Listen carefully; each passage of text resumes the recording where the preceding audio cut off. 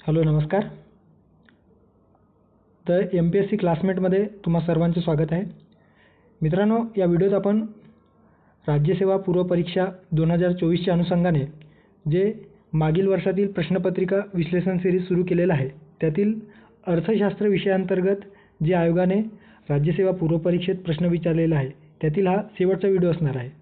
या व्हिडिओमध्ये 2023च्या राज्यसेवा पूर्व परीक्षेत आयोगाने कुठले प्रश्न विचारलेले आहेत त्यांचे एकंदरीत सविस्तर आढावा आपण या लेक्चरच्या माध्यमातून घेणार आहोत. तुम्ही आतापर्यंत जर व्हिडिओ बघितलेले नसेल, या आधीचे काही 2018 पासून ते 22 पर्यंत डिस्कशन ऑलरेडी आपल्या चॅनलवर उपलब्ध आहेत. ते व्हिडिओ बघितल्यानंतर आणि 2023मध्ये काही कुठले बदल घडून आले ते तुमच्या लक्षात येईल की आयोग कशा पद्धतीने ट्रिमेंडसली आपल्या पॅटर्नमध्ये चेंज केलेला आहे. ओके, अर्थशास्त्राअंतर्गत कुठल्या गोष्टीवर अधिक भर द्यायला पाहिजेत किंवा यानंतर येणाऱ्या परीक्षेमध्ये कुठल्या स्वरूपाचा प्रश्न विचारला जाऊ शकतो याचा एकंदरीतच कल आपल्याला व्हिडिओच्या माध्यमातून लक्षात येईलच. ओके, सो तुम्ही जर ते व्हिडिओ बघितलेले नसाल तर मी तुम्हाला रिक्वेस्ट करतो त्याआधी ते व्हिडिओ बघा. त्यानंतर तुम्हाला एकंदरीत त्यांचा आयोगाचा जो कंटिन्युअस जो पॅटर्न आहे तो कशा पद्धतीने बदलत चाललेला आहे किंवा कुठल्या पॅटर्न सेम आहे, कुठल्या पॅटर्नचा कॉपी पेस्ट होत आहे ते देखील तुम्हाला कळून येईल. सोबतच राज्यव्यवस्थेसंदर्भात किंवा पॉलिटी अंतर्गत जे प्रश्न आयोगाने पूर्व परीक्षेत विचारलेले होते ते देखील आपण सविस्तर डिस्कस केलेलं आहे. सो ते देखील मी त्या व्हिडिओची लिंक किंवा त्या व्हिडिओच्या प्लेलिस्टची लिंक मी या ठिकाणी डिस्क्रिप्शन बॉक्समध्ये ॲड करून देणार आहे. सोबतच जर तुम्हाला या लेक्चरची PDF हवी असेल तर दी MPSC क्लासमेट या अशा पद्धतीने जर तुम्ही नाव सर्च केलं टेलिग्रामवर तर तुम्हाला ते टेलिग्राम चॅनल मिळून जाईल किंवा मी डिस्क्रिप्शन बॉक्समध्ये ते टेलिग्रामची लिंक मी ॲड करून देणार आहे. So that you can download this PDF also in Telegram. Okay, so let's start. आता पहिले जे प्रश्न पहिला प्रश्न या 2023च्या अंतर्गत राज्यसेवा पूर्व परीक्षेमध्ये विचारण्यात आलेला होता तो भूसुधारणेसंदर्भात होता. आणि हे जे प्रश्न आहे तर हे प्रश्न ॲज इट इज कुठून कॉपी पेस्ट झालेला आहे तर 2019मध्ये जे आयोगाने प्रश्न विचारण्यात आलेले होते भूसुधारणेसंदर्भात, लँड रिफॉर्म संदर्भात, तो as it is copy paste केलेला आहे या 2023च्या राज्यसेवा पूर्व परीक्षेत. सो तुम्हाला PYQ ॲनालिसिसचा किंवा PYQ सॉल्व करण्याचा हा एक आपल्याला ॲडव्हान्टेज मिळतो की एखादा जर प्रश्न आपण सॉल्व केलेला असेल मागील वर्षातील प्रश्नपत्रिका किंवा त्या संदर्भात आपण विस्तृतपणे ॲनालाइज जरी केलेला असेल तर आपल्याला पटकन लक्षात येतो की अरे बाबा हा प्रश्न कुठेतरी विचारलेला आहे आणि आपण त्या पद्धतीने मग त्या प्रश्नाला टॅकल करतो आणि तो मोस्ट ऑफ दी टाईम आपला योग्य असण्याची चान्सेस जास्त असतो. ओके, सो अशा पद्धतीने आणि याच कारणामुळे मी अशा पद्धतीचा जो व्हिडिओ आहे सविस्तर तो घेत आहे. सो तुम्ही प्रतिसादही त्याप्रमाणे द्यावा. सो याच्यामध्ये या प्रश्नामध्ये आपल्याला विचारण्यात आलेलं होतं की खालीलपैकी कोणते धोरणात्मक हस्तक्षेप हे भारतातील भूसुधारणांचा भाग आहे. ओके, म्हणजेच काय शॉर्टमध्ये आपण समजू शकतो की जे काही भूसुधारणांसंदर्भात ज्या काही भारतीय गव्हर्नमेंटने किंवा भारतीय भूसुधारणेसंदर्भात ज्या काही गव्हर्नमेंटने इनिशिएटिव्ह घेतलेला आहे त्यामध्ये कुठल्या गोष्टींचा समावेश होतो. ओके, त्याच्यामध्ये मध्यस्थांचे निर्मूलन आहे, त्याच्यानंतर कूड पद्धती सुधारणा आहे, जमीन धारणेवर कमाल मर्यादा निश्चिती आहे आणि भूधारणांचे एकत्रीकरण. तर अशा पद्धतीने 4 विधान दिलेलं आहे ते कुठले बरोबर आहेत.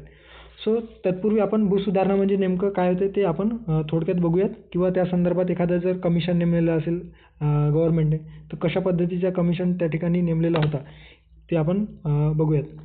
सो या ठिकाणी तुम्ही बघू शकता स्वातंत्र्यानंतर किंवा स्वातंत्र्याच्या आधी जे काही ब्रिटिशर्स होते ते ब्रिटिशर्स जे आपल्या देशातील जे काही लँड्स आहेत ते लँड्स ब्रिटिशांनी काय केलेलं होतं तर जमीनदारांना कसण्यासाठी दिलेले होते आणि जमीनदार लोक त्या भूमीवर आपलं अधिराज्य गाजवत होते किंवा जे शेतकरी त्या जमीन कसायचे जे कूड होते ते त्या शेतजमीन कसायचे त्यांना फक्त काही उत्पन्नातील काही हिस्सा वाटा त्यांना यायचा आणि जो आहे जमिनीची मालकी एकंदर जमीनदारच होते. मात्र स्वातंत्र्यानंतर जमीनदाराची जी मालकी हक्क आहे ते तोडण्याचा किंवा ते काढण्याच्या दृष्टीने आणि शेतकऱ्यांना अधिकाधिक जमीन पुरवण्याच्या दृष्टीने भारतीय गव्हर्नमेंटने किंवा त्यावेळेसच्या सरकारने काय केलं तर जमीन सुधारणा जी संकल्पना आहे ती उदयास आणली. ओके. स्वातंत्र्यानंतर कुमारप्पन यांच्या अध्यक्षतेखाली एक समिती, कोणती समिती तर जमिनीच्या समस्येकडे लक्ष देण्यासाठी समिती नेमण्यात आलेली होती. या समितीने कशी शिफारस केली तर त्यांना आपल्या शिफारस केलेल्या अहवालामध्ये सर्वसमावेशक कृषी सुधारणा उपायांची शिफारस करण्यात आलेली. ओके.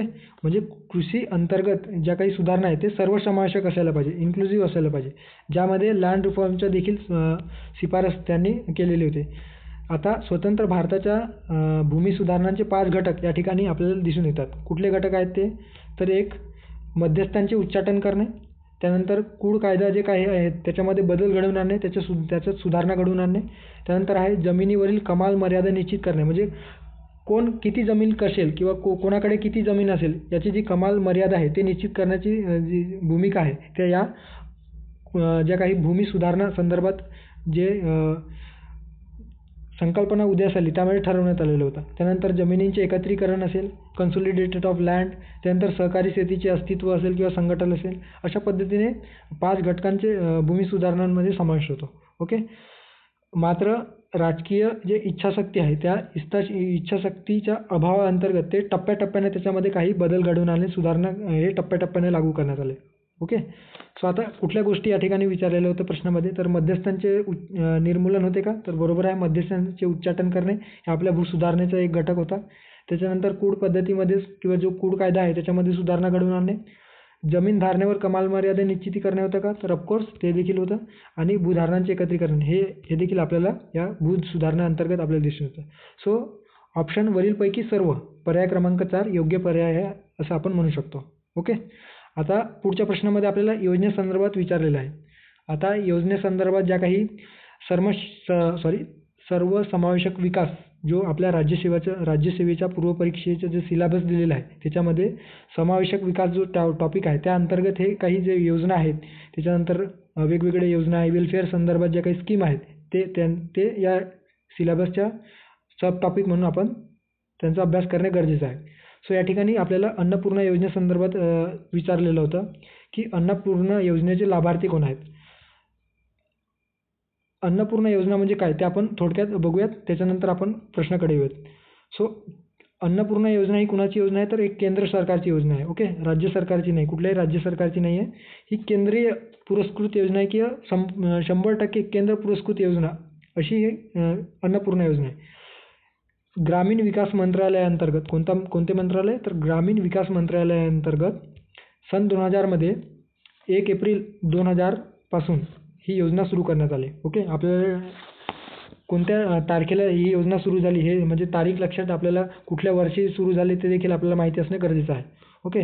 तर 1 एप्रिल 2000 मध्ये या योजनेची सुरुवात झाली. ही एक केंद्राची क्षेत्रीय संदर्भातली योजना आहे, म्हणजे 100% केंद्र पुरस्कृत योजना आहे. राष्ट्रीय सहाय्य कार्यक्रमाची उपयोजना ज्याला आपण नॅशनल असिस्टन्स प्रोग्राम असे संबोधतो, जे 1995च्या दरम्यान सुरू करण्यात आलेलं आहे त्याचीच एक उपयोजना म्हणून या योजनेला बघितला जातो. ओके. आता या योजनेमध्ये कोणत्या तरतुदी आहेत किंवा कशासाठी ही योजना सुरू करण्यात आली आहे तर अन्न सुरक्षा पुरवून जे ज्येष्ठ नागरिक आहेत ते ज्येष्ठ नागरिकांना त्यांच्या गरजा जे आहेत, भुकेच्या गरजा किंवा भुकेच्या जे समस्या आहेत ते मिटवणे किंवा त्यांना योग्य पद्धतीने आहार त्यांना मिळवून देणे, अशा पद्धतीने अन्न सुरक्षा पुरवून ज्येष्ठ नागरिकांच्या गरजा जे आहेत ते पूर्ण करणे हे या योजनेचे मुख्य उद्दिष्ट आहे. ओके. सो आता महाराष्ट्रामध्ये ही जी योजना आहे केंद्रीय अन्नपूर्णा योजना यांची अंमलबजावणी 1 एप्रिल 2001ला झाली. जरी केंद्रामध्ये 1 एप्रिल 2000ला सुरू झालेली असली तरी 1 वर्षानंतर महाराष्ट्रामध्ये त्याची अंमलबजावणी सुरू झालेली आहे. हे देखील आपल्याला फॅक्च्युअल गोष्टी माहीत असायला हवी. ओके. 100% केंद्रीय पुरस्कृत योजना आहे. या अंतर्गत काय कुठल्या गोष्टीवर जास्त भर दिलेला आहे तर या अंतर्गत 65 वर्षे. ओके. आपल्याला हे देखील माहिती असायला हवे की कोणत्या वयोगटातील तर 65 वर्षे किंवा त्यावरील किंवा त्यापेक्षा वरील वयोगटातील जे काही निराधार स्त्री पुरुष आहेत. निराधार स्त्री पुरुष म्हणजे काय, ज्यांना कुणाचाही आधार नाही. ओके. जे निराधार आहेत त्यांना दरमहा 10 किलो धान्य मोफत देण्यात येतं. ओके. दरमहा 10 किलो धान्य मोफत देण्यात येते. त्याच्यानंतर या योजनेचा लाभ देण्यासाठी काही लाभार्थी पात्रता निकष जाहीर करण्यात आलेले आहेत. ओके. ते देखील आपल्याला माहिती असायला हवे. आता यामध्ये प्रामुख्याने ज्या व्यक्तींना केंद्र व राज्य पुरस्कृत योजनेमध्ये निवृत्ती वेतनाचा लाभ मिळत नाही. ओके, म्हणजे ज्या व्यक्तींना निवृत्ती वेतनाचा जो लाभ आहे किंवा पेन्शन मिळत नाही अशांसाठी ही एक केंद्रीय पुरस्कृत योजना अन्नपूर्णा योजना म्हणून सुरू करण्यात आलेली आहे. ओके, हे देखील आपल्याला माहिती असायला हवे. तर या ठिकाणी आता जो आपल्याला प्रश्न विचारलेला होता की लाभार्थी कोण आहेत, तर शाळेतील मुली आहेत का? नाही. प्रासंगिक कामगार आहेत का? नाही. त्यानंतर राष्ट्रीय वृद्धापकाळ निवृत्ती योजनेखाली नाहीत असे ज्येष्ठ नागरिक आहेत का? तर बरोबर. या ठिकाणी आपण बघितलं ज्या व्यक्तींना केंद्र किंवा राज्य अंतर्गत जे काही निवृत्ती वेतन मिळत नाही त्यांना तशांसाठी ही योजना आहे. सो पर्याय क्रमांक 3 योग्य पर्याय आहे असे आपण म्हणू शकतो. निवृत्त सैनिक नाही. सो अशा पद्धतीने अन्नपूर्णा योजनेवर प्रश्न विचारण्यात आलेला होता. ओके, या ठिकाणी एक टेम्पलेट दिलेलं आहे, हे देखील तुम्ही वाचू शकता. याच्या अंतर्गत दिलेलं आहे की जे सिनियर सिटीजन या ओल्ड एज पेन्शन स्कीममध्ये डिरजिस्टर आहेत म्हणजे रजिस्टर नाहीत अशांसाठी ही योजना आहे. 10 किलो फूड ग्रेन त्यांना उपलब्ध करून दिला जातो. ओके, फ्री ऑफ कॉस्ट, कुठलेही त्यांच्याकडून चार्जेस घेतले जात नाही. सो आता पुढच्या प्रश्नाकडे जाऊयात. आता 2023च्या ज्या इकॉनॉमिक्स म्हणजे राज्यसेवेच्या पूर्वपरीक्षेत जे इकॉनॉमिक्स संदर्भात प्रश्न विचारले होते त्यातील बऱ्याच जे प्रश्न आहेत आपल्याला असं दिसून येतं की कॉन्सेप्च्युअली जर एखादा व्यक्ती व्यवस्थित इकॉनॉमिक्सचा अभ्यास केलेला असेल त्याला ते प्रश्न सुटणारे असतील. ओके, आणि ते म्हणजे कॉन्सेप्च्युअली बेस्ड आहेत आणि थिअरी बेस्ड आहेत. ओके, जसं being a MA in economics student मला काही गोष्टी जे आयोगाने विचारलेले होते ते काही गोष्टी आधीच माहिती होता. MA झाल्याकारणानं इकॉनॉमिक्समध्ये MA आणि आवडीचा विषय असल्याकारणानं इकॉनॉमिक्समध्ये मला पैकीच्या पैकी मार्क्स मिळण्यामध्ये ते सहाय्यभूत झाले. ओके, तर मी ते अप्रोचेस सांगणार आहे की कशा पद्धतीने आपण ते टॅकल करू शकतो. तर या ठिकाणी आपल्याला संतुलित वृद्धी दराचा उद्देश हा कशा संदर्भात आहे ते आपल्याला या ठिकाणी विचारण्यात आलेलं आहे. ओके, तर त्याआधी संतुलित वृद्धी दर ज्याला आपण बॅलन्स ग्रोथ रेट आणि एक बॅलन्स ग्रोथ थेअरी आहे. ओके, तर ते थेअरीमध्ये काय दिलेलं आहे ते आपण थोडक्यात ते मी इथं सांगण्याचा प्रयत्न करतो. तर मित्रांनो जे बॅलन्स ग्रोथ थेअरी आहे ते मॅक्रो इकॉनॉमिक्सचा पार्ट आहे. ओके, मॅक्रो इकॉनॉमिक्स ज्याला कोर कॉन्सेप्ट ऑफ इकॉनॉमिक्स आपण म्हणतो त्या कोर कॉन्सेप्टचा म्हणजे कोर कॉन्सेप्ट ऑफ इकॉनॉमिक्समधील जे मायक्रो इकॉनॉमिक्स आहे त्या मायक्रो इकॉनॉमिक्सचा टॉपिक आहे. आता संतुलित वृद्धी दर म्हणजे काय, तर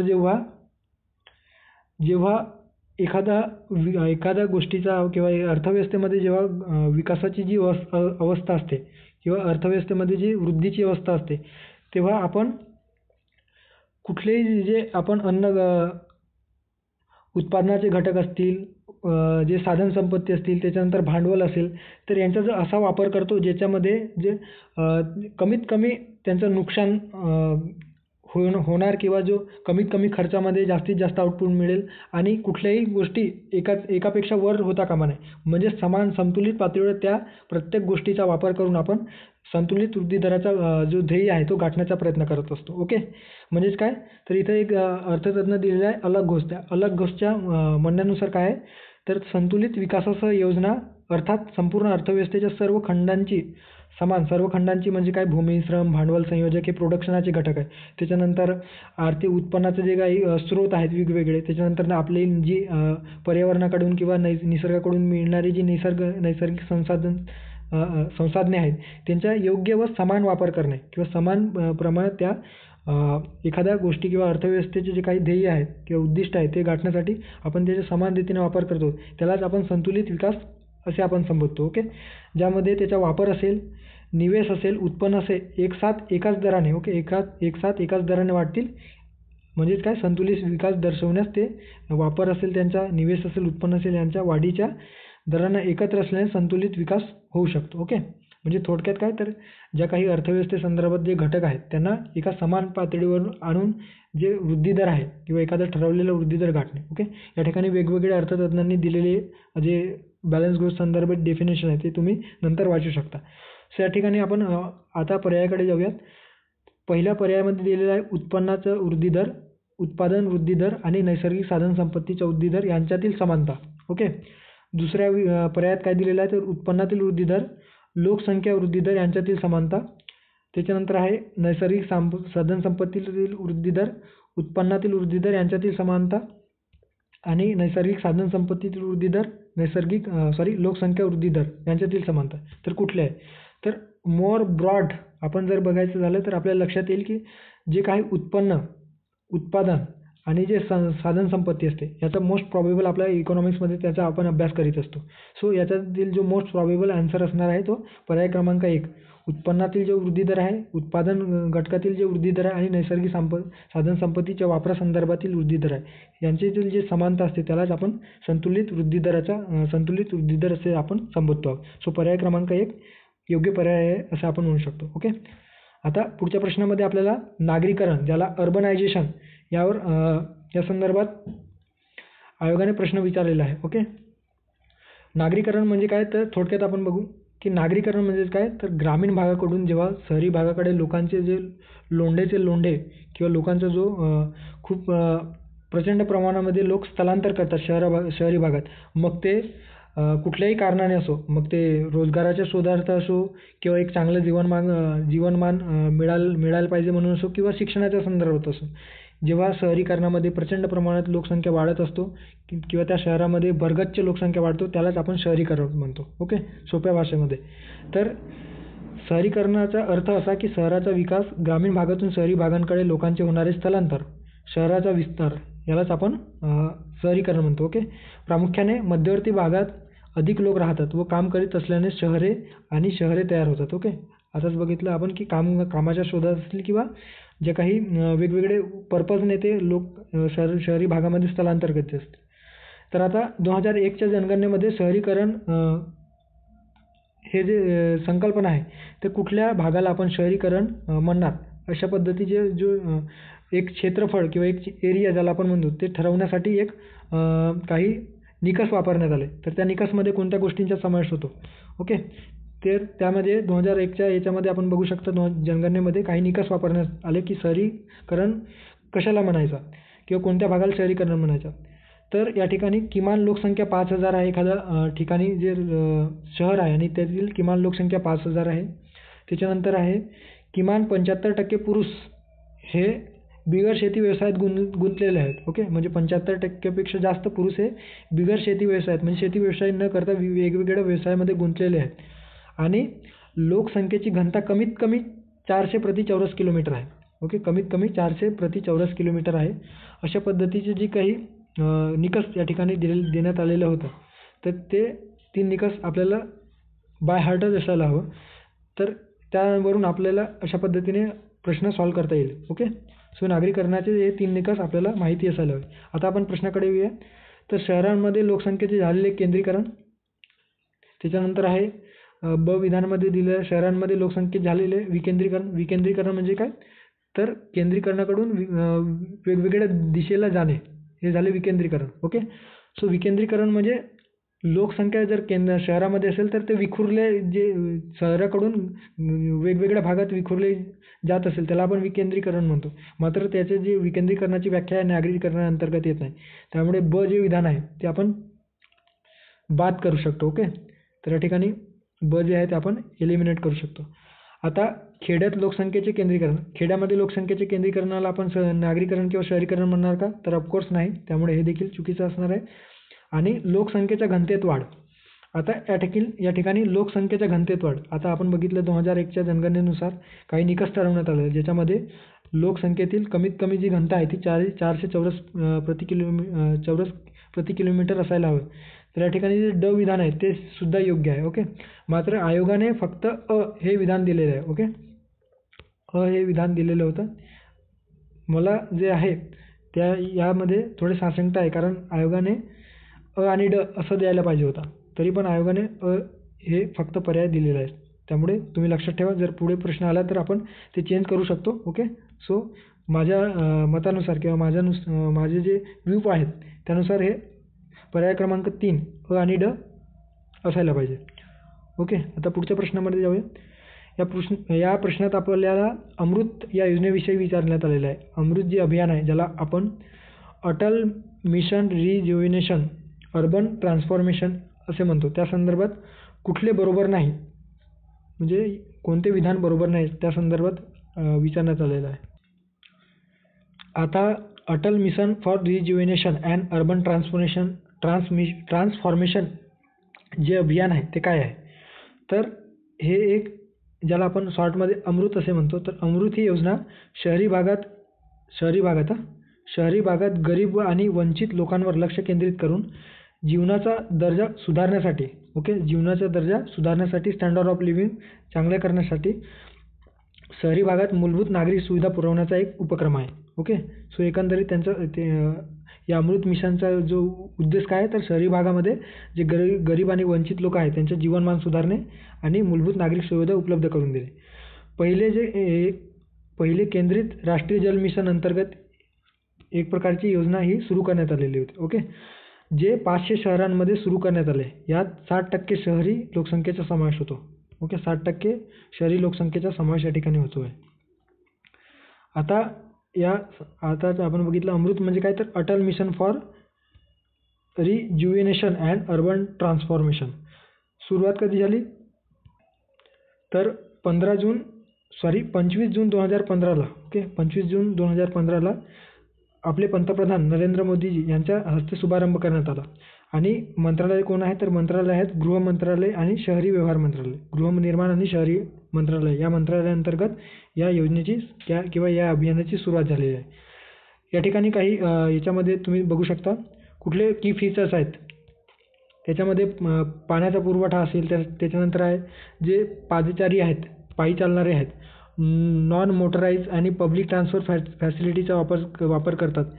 ओके, त्यांच्यासाठी पार्किंग स्पेस तयार करणे. ओके, म्हणजेच काय, तर ज्या काही बस थांबा आहेत त्या बस थांबा वेगवेगळ्या ठिकाणी शहरामध्ये उभारणे.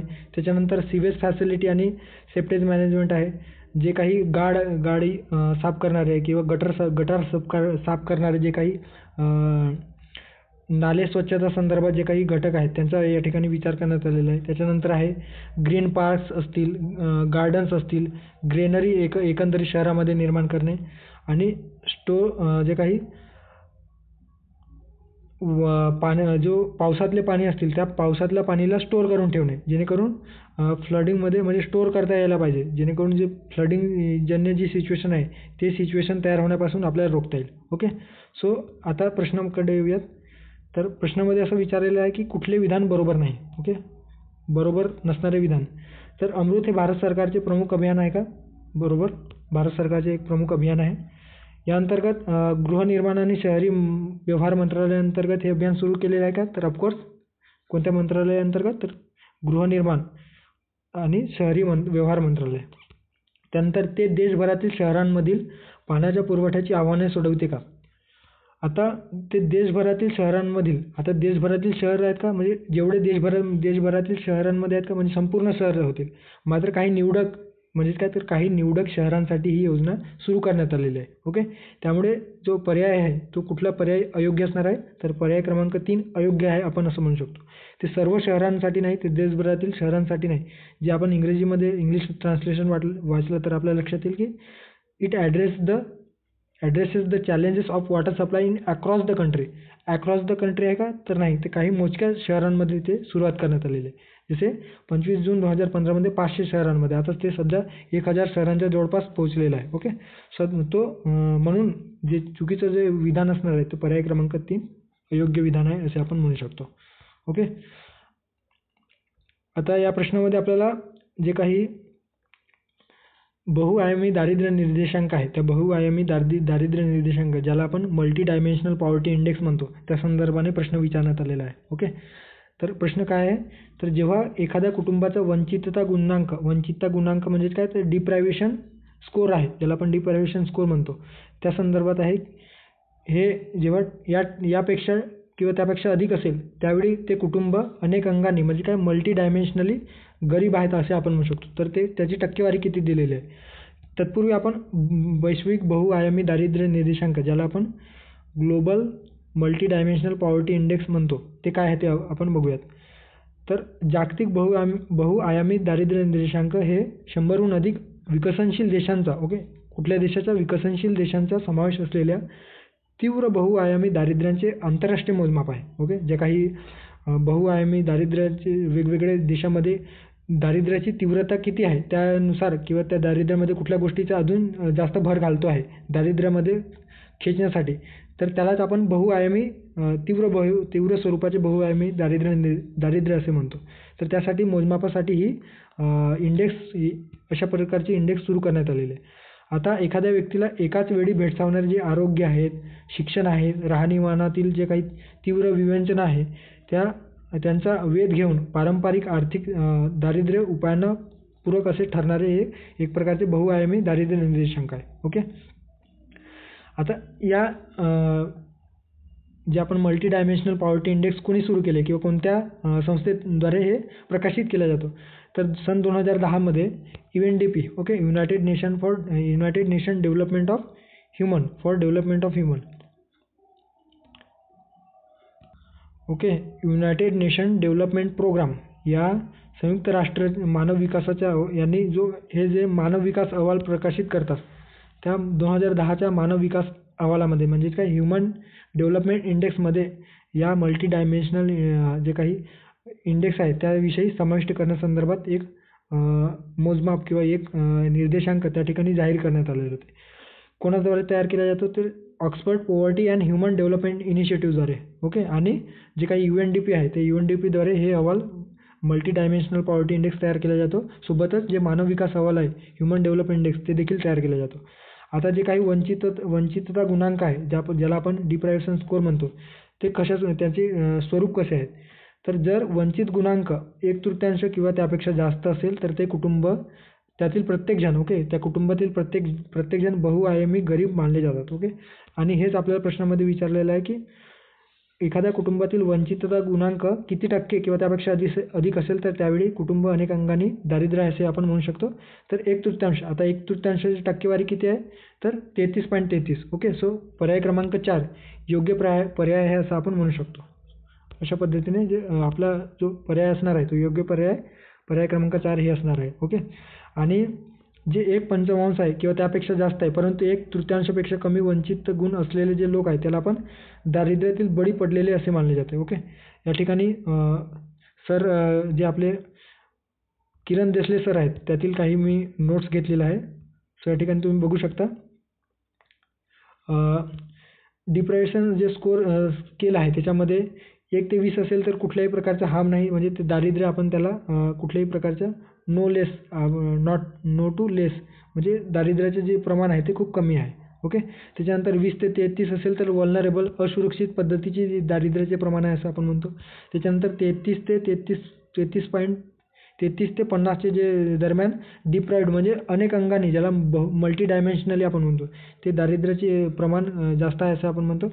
आणि 50पेक्षा जास्त जेव्हा ते दारिद्र्याचे प्रमाण क्रॉस करते ते अति भयानक किंवा भयंकर दारिद्र्याचे प्रमाण आहे असं आपण म्हणतो. ओके. अशा पद्धतीने डिप्रायव्हेशन स्कोअर देखील तुम्ही या ठिकाणी बघू शकता.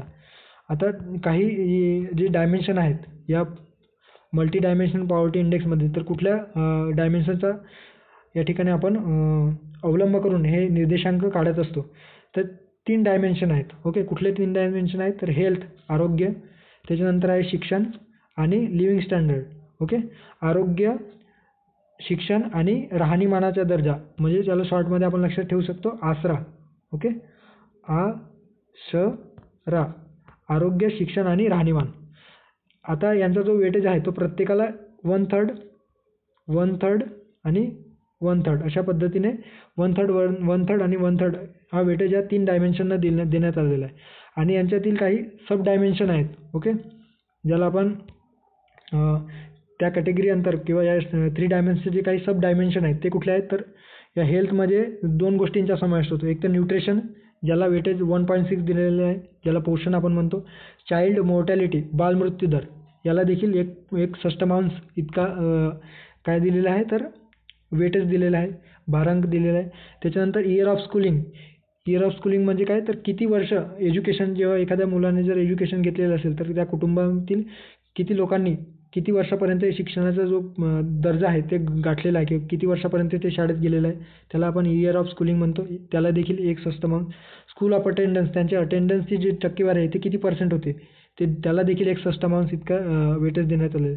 त्याच्यानंतर लिव्हिंग स्टँडर्डमध्ये म्हणजे राहणीमानाचा जो काही दर्जा आहे त्याच्यामध्ये कुठल्या गोष्टीचा समावेश होतो, तर कुकिंग फ्यूल, त्यानंतर आहे sanitation, drinking water, electricity, housing आहे आणि ॲसेट्स या किती 6 गोष्टींचा समावेश या ठिकाणी होतो. ओके.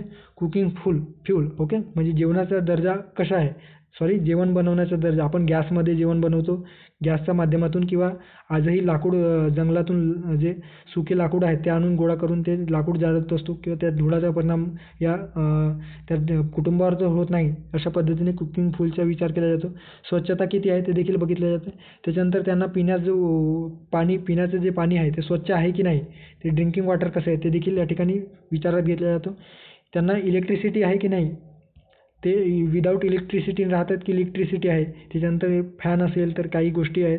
त्याच्यानंतर त्यांना घर उपलब्ध आहे की नाही, किंवा त्यांची जी संपत्ती आहे त्याविषयी या ठिकाणी आपल्याला मल्टी डायमेन्शनल पॉवर्टी इंडेक्स काढता वेळेस लक्षात घ्यावं लागते. ओके. सो आता पुढच्या प्रश्नामध्ये आपल्याला जे इकॉनॉमिक्स रिफॉर्म्स आहेत जुलै 1991 झालेले, त्या संदर्भात आपल्याला प्रश्न विचारण्यात आलेला आहे.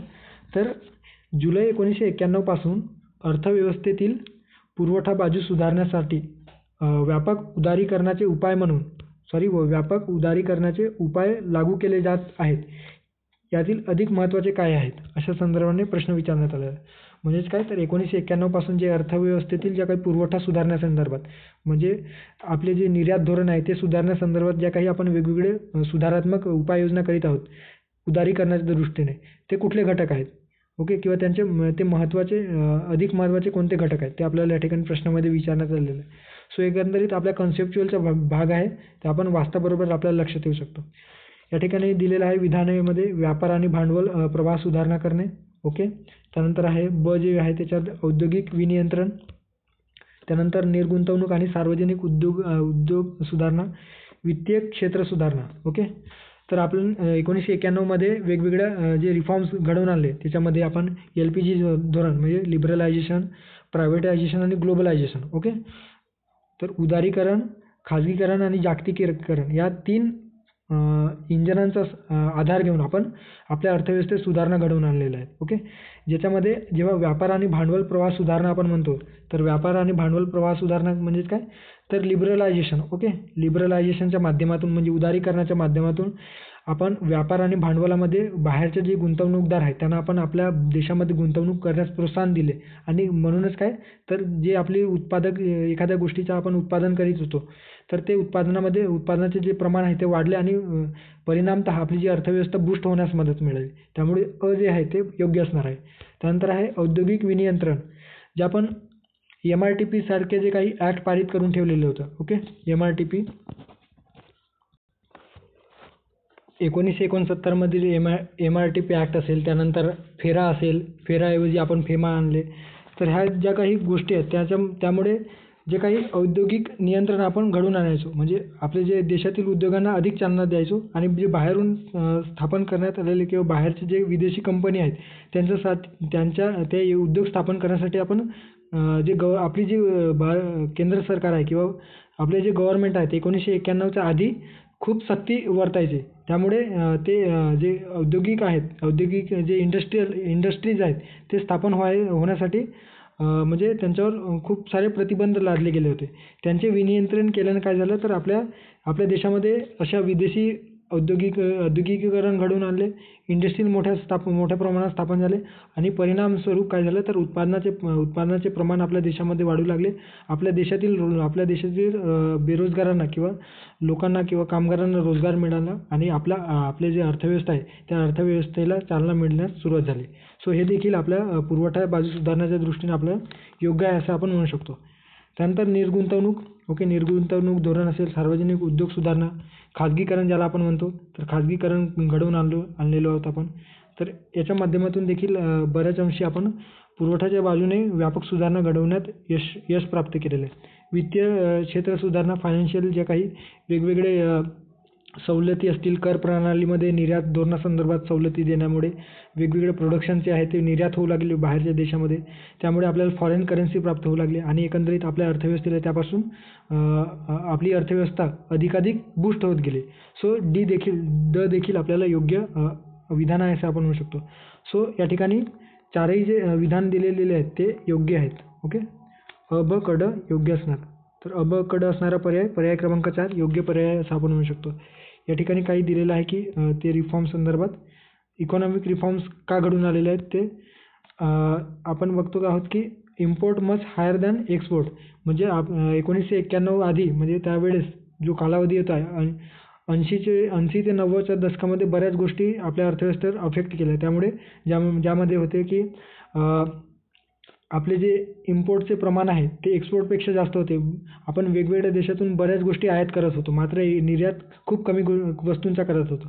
त्यानंतर आपली जी फॉरेन करन्सी आहे, फॉरेन एक्सचेंज रिझर्व्ह आहे, ते हळूहळू कमी समाप्त व्हायला सुरुवात झालेली होती.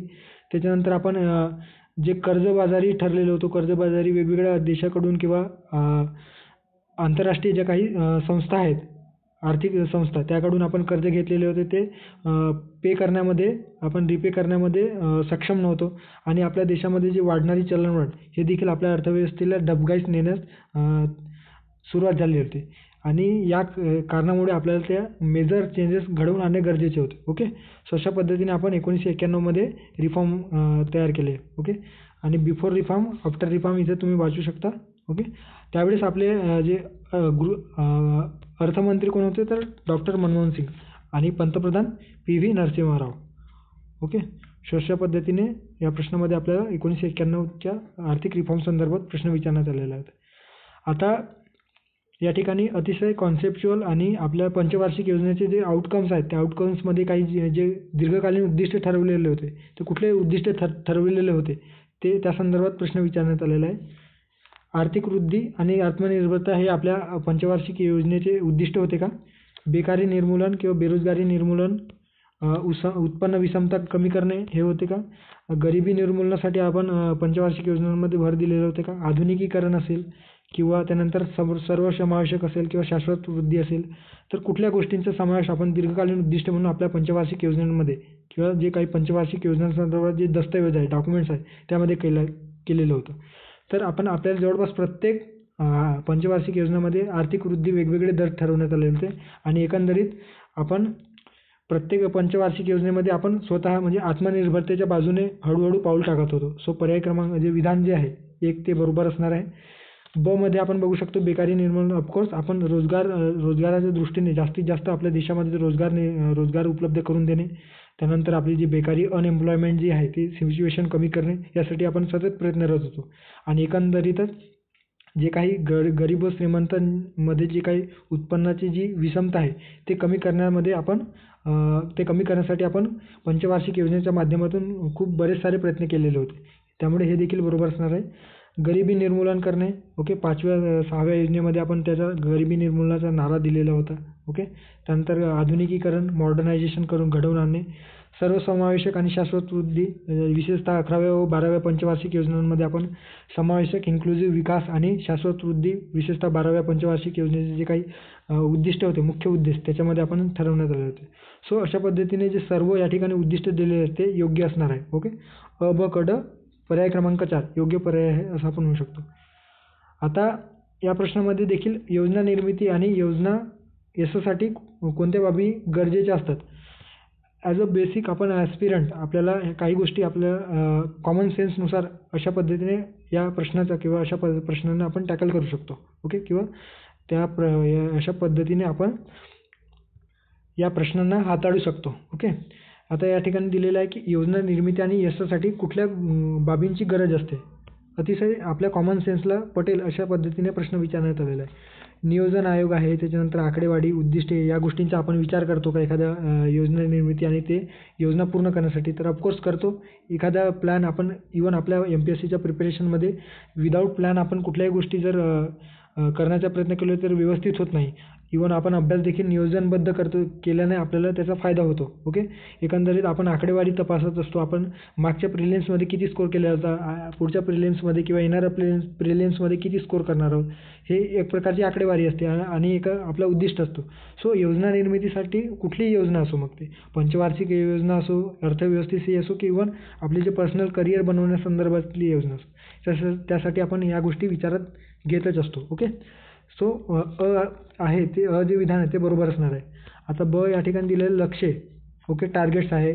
अग्रक्रम निश्चिती म्हणजे काय, तर कुठल्या प्रेफरन्स आपण ठरवतो, कुठल्या गोष्टीला आधी प्रेफरन्स द्यावा, त्यानुसार संसाधनांचे संकलन करणे, वेगवेगळ्या गोष्टींचा जमवाजमव करतो. ओके, जी संसाधने आहेत त्यांची एकंदरीत संकलन करण्याचे काम देखील करतो, हे देखील बरोबर आहे. अभ्रष्ट आणि कार्यक्षम प्रशासन. अभ्रष्ट म्हणजे काय? Non corruption. ओके, म्हणजे कुठल्याही आपले जे प्रशासन आहे त्या एखादी योजना राबवत असताना त्या योजनेमध्ये कुठल्याही प्रकारे भ्रष्टाचार होता कामा नये आणि ते योजनेचे जे प्रशासन आहे ते योग्य कार्यक्षम गुड गव्हर्नन्सच्या द्वारे आपण ती योजना राबवण्याचा प्रयत्न करत असतो आणि त्यासाठी आपण वेगवेगळे विकास धोरण राबवत असतो. ओके, त्यामुळे हे देखील आपल्याला बरोबर आहे असं आपण म्हणू शकतो. प्रशासनामधील जे काटकसर आहेत त्याच पद्धतीने शिक्षणाचे जे पाया आहे ते या ठिकाणी योजना निर्मितीच्या वेळेस आपण विचारात घेणे गरजेचं आहे. सो अ ब क ड पर्याय क्रमांक 4 योग्य पर्याय असणार आहे.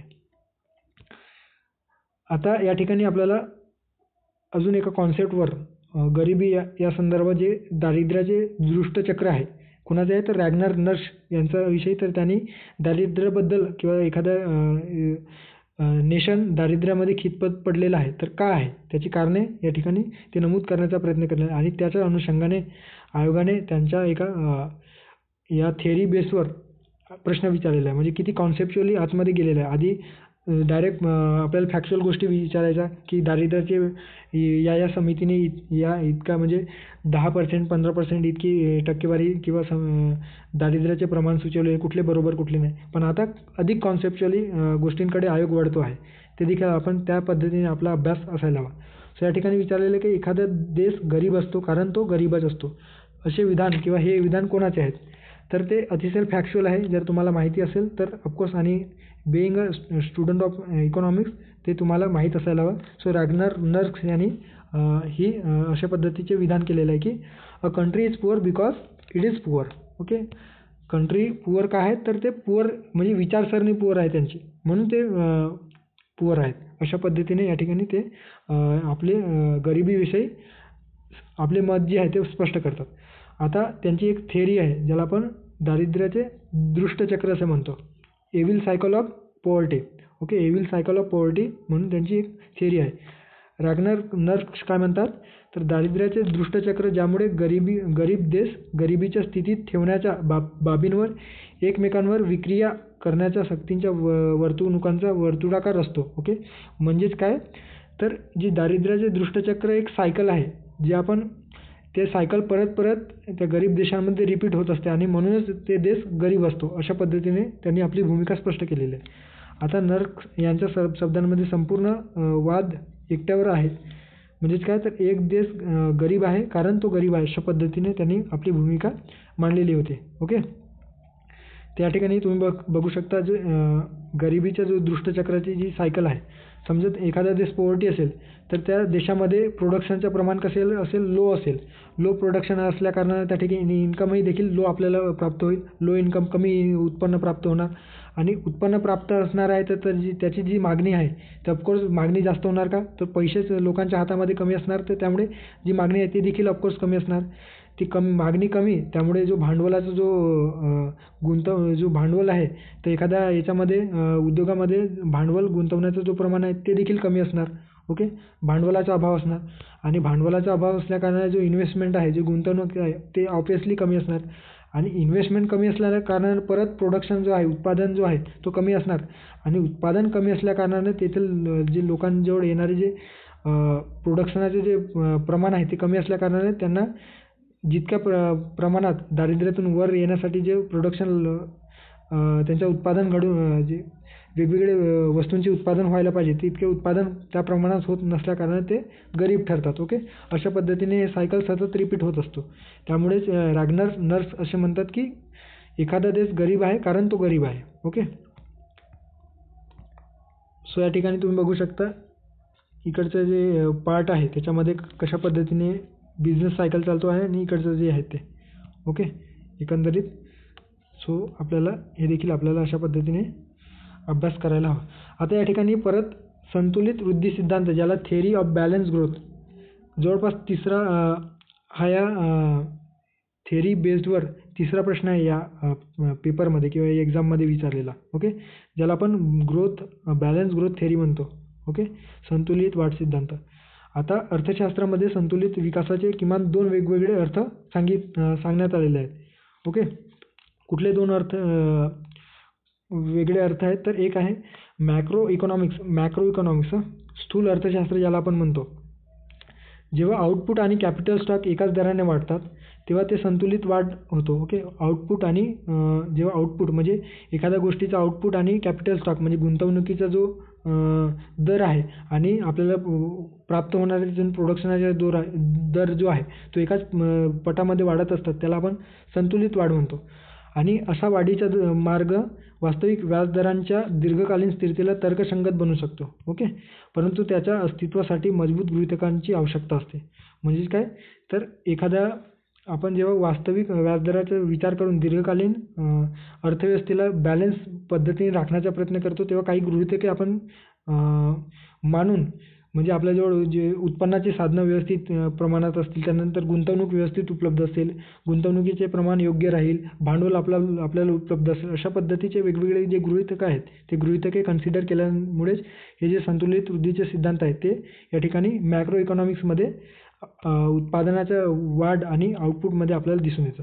आता विकास अर्थशास्त्रामध्ये समतोल विकास म्हणजे काय तर अनेक क्षेत्रांचा एकाच वेळी समन्वित विस्तार होऊ शकतो. ज्याच्यामध्ये उपभोग्य वस्तू असतील, औद्योगिक वस्तू असतील याच्यामध्ये विकास घडून येतील किंवा त्यामध्ये वृद्धी घडून येणार आहे किंवा नेहमीचे जे युक्तिवाद स्केल आहे त्याच्यामध्ये हे अवलंबून असतात. जेणेकरून वैयक्तिक कंपन्यांची उत्पादकता आणि नफा बाजाराच्या आकारावर अवलंबून असू शकते. ओके. विकास अर्थशास्त्र आणि मॅक्रो इकॉनॉमिक्समधील आर्थिक वाढ, समतोल आर्थिक वाढ. तर या ठिकाणी तुम्ही बघू शकता प्रश्नामध्ये दिलेलं आहे की उपभोग्य वस्तू आणि औद्योगिक वस्तू, भांडवली वस्तू आणि औद्योगिक वस्तू आणि कृषी क्षेत्र वस्तू आणि औद्योगिक वस्तू आणि अर्थव्यवस्थेतील सर्व क्षेत्र कुठे संतुलित वृद्धी सिद्धांत आपल्याला सिद्धांतानुसार कशामध्ये संतुलनाची गरज असते तर या सर्वच. ओके.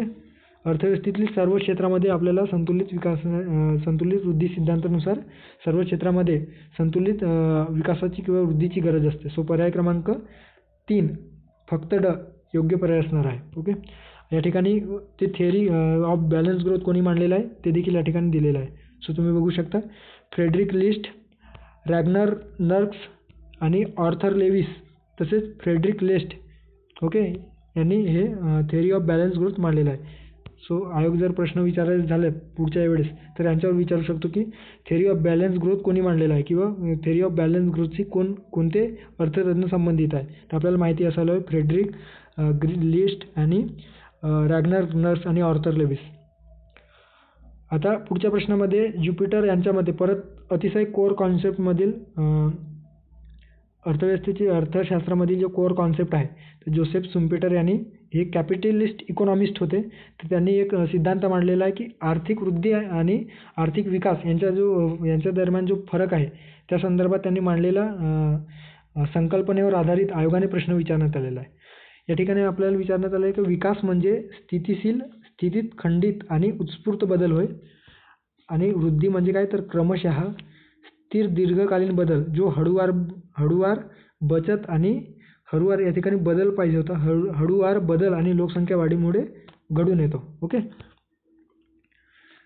वृद्धी म्हणजे काय तर क्रमशः म्हणजे हळूहळू आपण जेव्हा बचत करतो आणि लोकसंख्येच्या वाढीमुळे ते बदल घडून जे येतात त्याला आपण वृद्धी असे म्हणतो. तर कुठले बरोबर आहे योग्य विधान.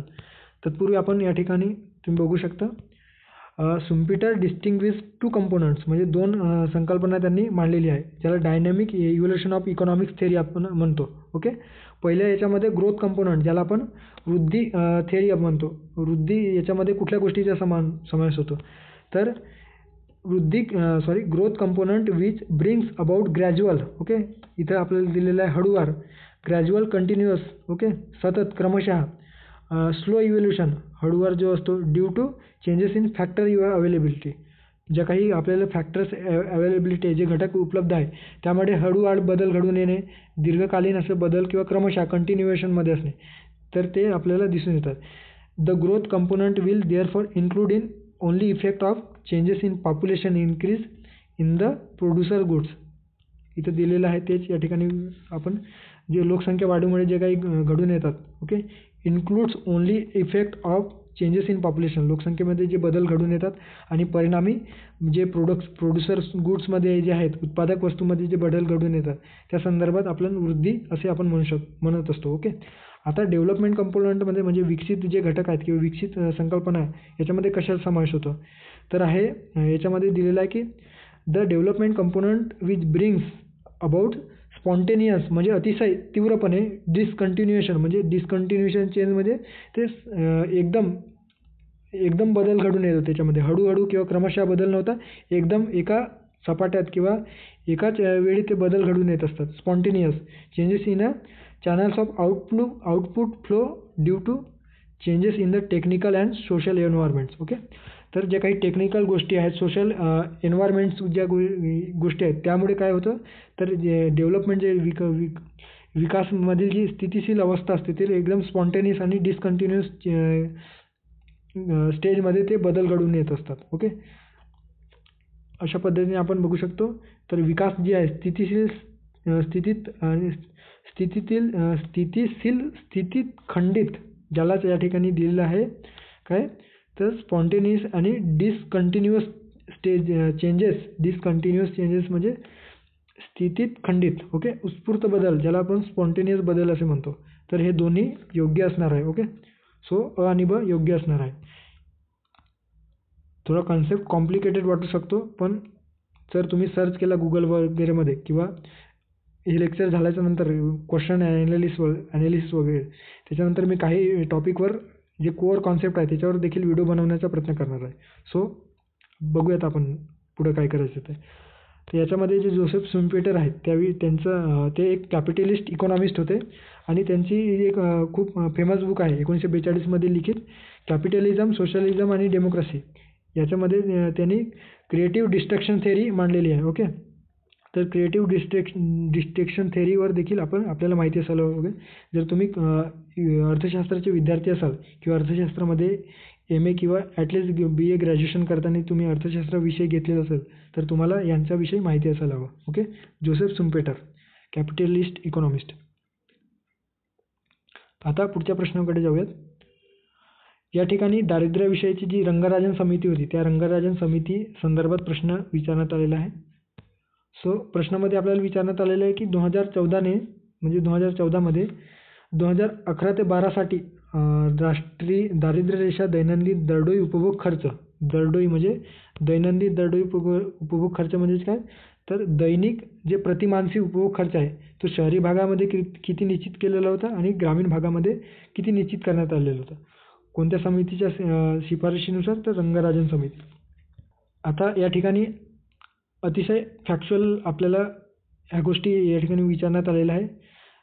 आता रंगराजन समिती जी आहे ती 2012मध्ये गठीत करण्यात आलेली होती. नियोजन आयोगाने ही समिती गठीत केलेली होती. ओके. आणि या तज्ज्ञ गटाने श्री रंगराजन यांच्या अध्यक्षतेखाली 30 जून 2014 रोजी आपला अहवाल सादर केलेला होता. या अहवालानुसार दारिद्र्य रेषेचा जो काही दरडोई मासिक खर्च आहे, ओके, दरडोई मासिक खर्च, आपल्याला दरडोई दैनिक उपभोग खर्च विचारलेला आहे. दरडोई मासिक खर्च किती निश्चित करण्यात आलेला होता, तर शहरी भागामध्ये 1407 रुपये. हे सुद्धा तुम्हाला माहिती असायला पाहिजे. याच्यावर सुद्धा आयोगाने वारंवार प्रश्न विचारण्यात आलेले आहे. आणि ग्रामीण भागासाठी 972. शहरी भागासाठी मासिक दरडोई खर्च 1407 आणि ग्रामीण भागासाठी 972 रुपये.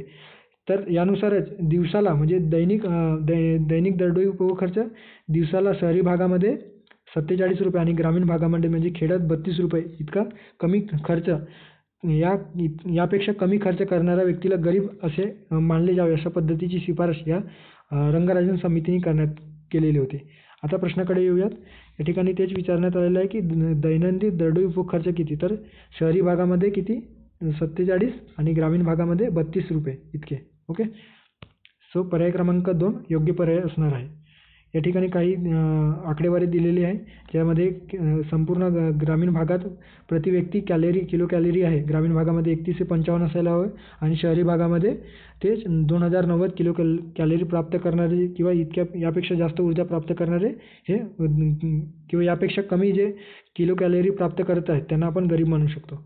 2011-12मध्ये जी दारिद्र्याची जी टक्केवारी ठरवण्यात आलेली होती ती 30.9%, ग्रामीण भागामध्ये 26.4% 4% शहरी भागातील जी जनता आहे ती दारिद्र्य रेषेखालील आहे अशा पद्धतीचा अहवाल या तज्ज्ञ गटाने केलेला होता.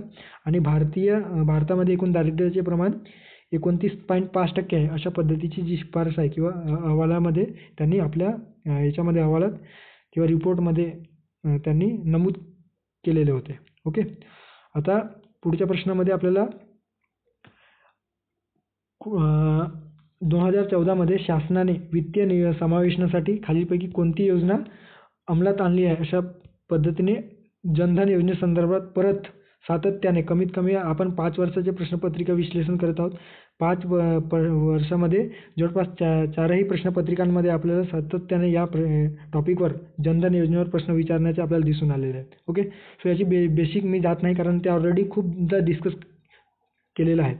ओके. त्याची सुरुवात कधी झाली, त्याच्यानंतर त्याच्यामध्ये किती कोणत्या तरतुदींचा समावेश आहे ते देखील आपण त्या मागच्या व्हिडिओमध्ये किंवा मागच्या जे विश्लेषण सिरीजच्या व्हिडिओमध्ये आपण ते सविस्तर डिस्कशन केलेलं आहे. ते तुम्ही बघितले असेल ते नक्की बघा, म्हणजे तुम्हाला एकंदरीत यावर कसे प्रश्न विचारण्यात आलेले आहेत ते तुम्हाला कळून येईल. ओके. तर या ठिकाणी आपल्याला प्रधानमंत्री जनधन योजनेसंदर्भात विचारण्यात आलेले होते. सुरुवात कधी झालेली होती तर 28 ऑगस्ट 2014 मध्ये. ओके. 15 ऑगस्ट 2014ला त्याची घोषणा करण्यात आलेली होती आणि 28 ऑगस्ट 2014 मध्ये प्रत्यक्षात समाविष्ट सुरुवात झालेली होती. सध्या 3 फेजमध्ये म्हणजे तिसऱ्या फेजमध्ये आपण आहोत, जे 14 ऑगस्ट 2018 नंतर काही मॉडिफिकेशन करण्यात आले कोणत्या त्या जनधन योजनेतील जे काही तरतुदी आहेत त्याच्यामध्ये, ज्यात प्रत्येक घरातील प्रत्येक वयस्काकडे म्हणजे जे वयस्क व्यक्ती आहेत त्यांच्याकडे खाते उघडण्यावर फोकस करेल अशा पद्धतीची बदल त्या ठिकाणी करण्यात आले किंवा सुधारणा करण्यात आली. त्यानंतर ओव्हरड्राफ्ट जो आपल्याला मिळायचे, ओव्हरड्राफ्ट अस्तित्वातील ओव्हरड्राफ्टची जी सीमा होती आपल्याला ते 5,000 वरून 10,000 रुपये इतके करण्यात आले. त्याच्यानंतर आहे ओव्हरड्राफ्टसाठी जे काही शर्त असणार होते ते 2,000 रुपयापर्यंतच्या कुठल्याही म्हणजे जे 2,000 रुपयेपर्यंत जर आपण एका वेळेस जर पैसे आपण जनधन खात्यावरून काढत असू तर कुठल्याही प्रकारचे आपल्याला ते व्याजदर किंवा कुठल्याही प्रकारचे तारण ठेवण्याची काही आवश्यकता नव्हती. ओके. याची सुविधा आणि जे ओव्हरड्राफ्टची सुविधा आहे ते वयवर्ष 18 ते 60 जे होते ते 18 ते 65 करण्याचा विचार संशोधित करण्यात आलेला होता या तिसऱ्या फेजमध्ये. ओके. सो आपण सध्या जनधन योजनेच्या तिसऱ्या फेजमध्ये आहोत. या ठिकाणी काही इन्फोग्राफच्या माध्यमातून ते तुम्ही सविस्तर वाचू शकता. ओके. नंतर वाचू शकता. जर तुम्हाला PDF मध्ये वाचायचं असेल तर ते PDF टेलिग्राम चॅनलमधून डाउनलोड करून ते वाचू शकता किंवा स्क्रीनशॉट वगैरे घेऊन तुम्ही वाचू शकता. ठीक आहे. आता पुढच्या प्रश्नाकडे जाऊयात. जेंडर बजेट आणि जेंडर बजेट हा या प्रश्नपत्रिकेतील शेवटचा प्रश्न असणार आहे. ओके. तर जेंडर बजेट म्हणजे काय त्या संदर्भात आयोगाने आपल्याला प्रश्न विचारण्यात आलेला होता. आता सर्वात आधी लिंग आधारित अर्थसंकल्प ज्याला आपण म्हणतो, त्याला इंग्रजीमध्ये जेंडर बजेट असे म्हणतात, ते काय आहेत तर सामान्य अर्थसंकल्प म्हणजे काय तर जे आपल्या संसदेमध्ये किंवा राज्य विधिमंडळामध्ये मांडले जाते त्याच अर्थसंकल्पामध्ये जेव्हा लिंगभाव समानता प्रस्थापित करण्याच्या दृष्टीने तसेच महिला व बालकांच्या विकासासाठी केलेली एक विशेष तरतूद असते. म्हणजे त्यांच्यासाठी जेंडर बजेट म्हणजे काही स्पेशल बजेट नसतो, तर त्या सामान्य विधेयकात किंवा सामान्य बजेटमध्येच महिला व बालकांसाठी एक विशेष तरतूद केलेली असते. वेगवेगळ्या योजनांसाठी या महिलांसाठी किती आपल्याला तरतूद करू शकतो आहोत त्यानुसार एक विशेष भाग त्यांच्यासाठी राखीव ठेवला जातो किंवा त्यांच्यासाठी विशेष तरतूद केला जाऊ शकतो किंवा गव्हर्नमेंट करीत असतो.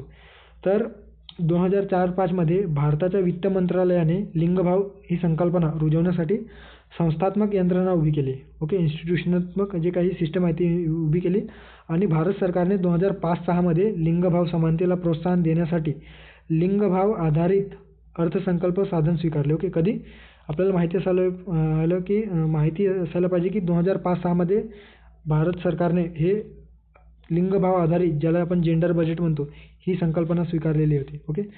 महिला आणि बालकल्याण मंत्रालयाने लिंगभाव समानतेसाठी अर्थसंकल्प कामगिरी विधान किती कामगिरी आहेत ते त्या कामगिरी तपासण्याचे जे काम आहे ते या महिला आणि बालकल्याण मंत्रालयाकडे देण्यात आलेलं आहे.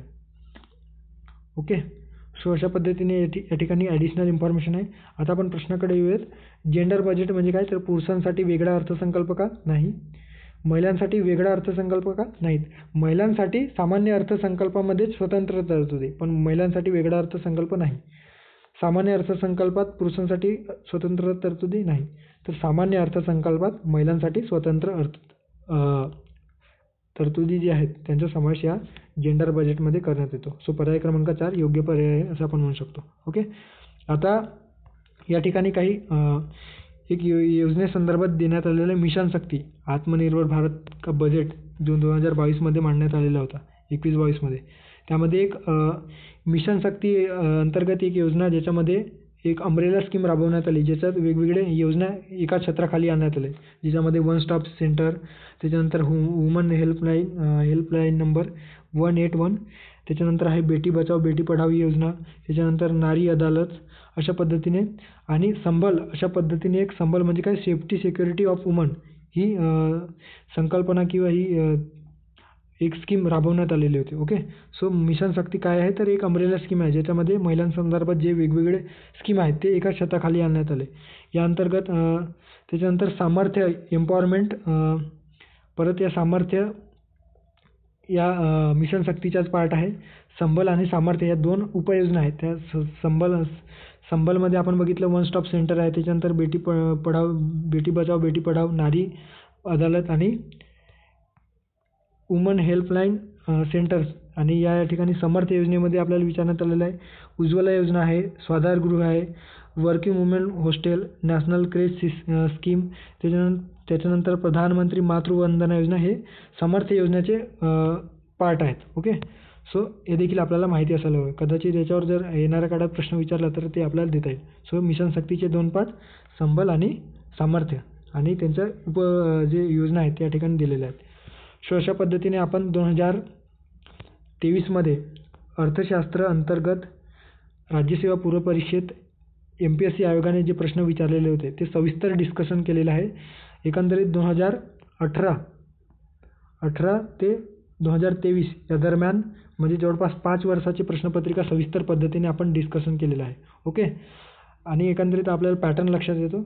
मी येणाऱ्या आता 1-2 दिवसामध्ये किंवा पुढच्या व्हिडिओमध्ये या अर्थशास्त्राच्या संदर्भात स्ट्रॅटर्जी कशी असायला हवी, जेणेकरून आपण कमीत कमी 14 ते 15 मार्क्स म्हणजे 15 क्वेश्चन असतील तर 13 ते 14 मार्क्स इझिली घेऊ शकू. अशा पद्धतीने एक स्ट्रॅटर्जी व्हिडिओ कुठल्या टॉपिकवर किती भर द्यायला पाहिजे त्याविषयी बनवणार आहे.